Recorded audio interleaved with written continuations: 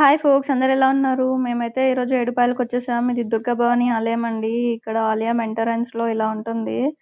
So, ఆలయం అయితే entry అయిపోయాక ఇక్కడ చూసారా మీరు ఇక్కడ అయితే సత్రాలు గూడా ఉన్నాయి. సో, అదే అండి టెంపుల్ అక్కడ కనిపిస్తుందా పెద్దగా. ఇది ఏడుపాయలు అని ఎందుకు పేరొచ్చిందంటే యాక్చువల్లీ మంజీరా నది అనేది 7 పాయలుగా పారుతదండి. సో, అందుకే దీనికి ఏడుపాయల ఆలయం అని పేరొచ్చింది.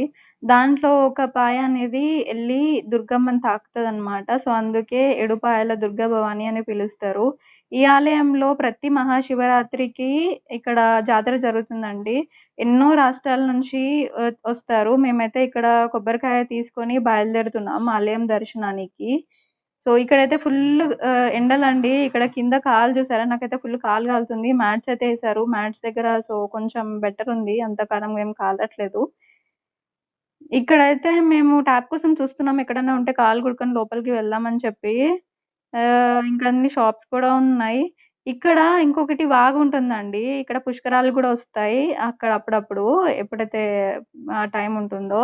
అండ్ ఇక్కడ ఆ వాగు ఏదైతే ఉంటదో, ఆ వాగులో స్నానం చేసి దుర్గా భవాని దర్శనానికైతే వెళ్తారు ప్రజలు. సో, మేమైతే వెళ్తున్నాం. ఇక్కడ ట్యాప్ ఉంటుందో కాళ్ళు కడుక్కుందామని చెప్పి. కాళ్ళు బాగా కాలుతున్నాయి మాకైతే.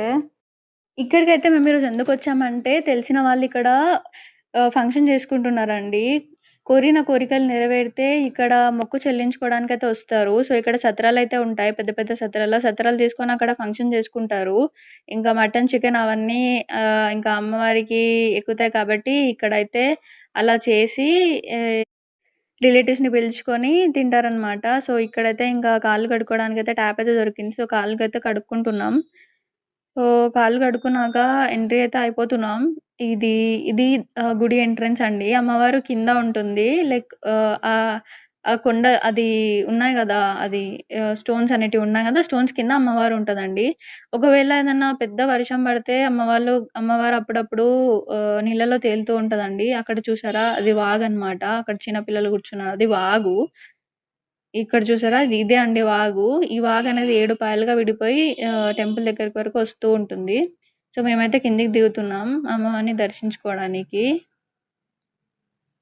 సో, కిందకైతే దిగేసామండి. ఇది అమ్మవారి టెంపుల్. దుర్గా భవాని ఆలయం అండి ఇదే.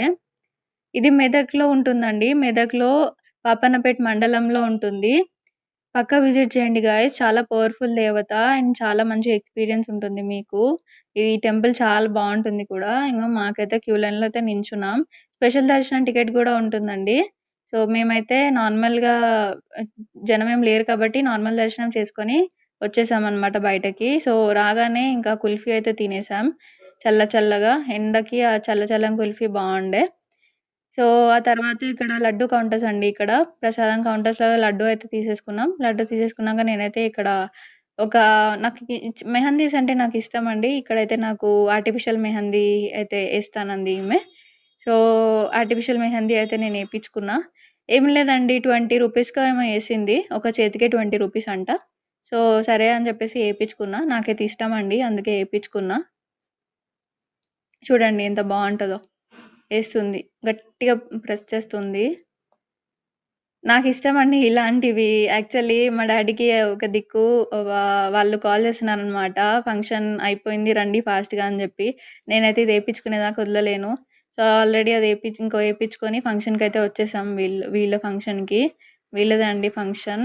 అక్కడ చూసారా బర్త్‌డే పార్టీ అనమాట. బర్త్‌డే పార్టీ ఇంకా దానికి తోడు ఇవి భోజనాలు కూడా ఏర్పాటు చేశారు. దానికే ఇన్వైట్ చేశారు. ఈ టెంపుల్ దగ్గర వాళ్ళు ఇవి చేసుకుంటున్నారు.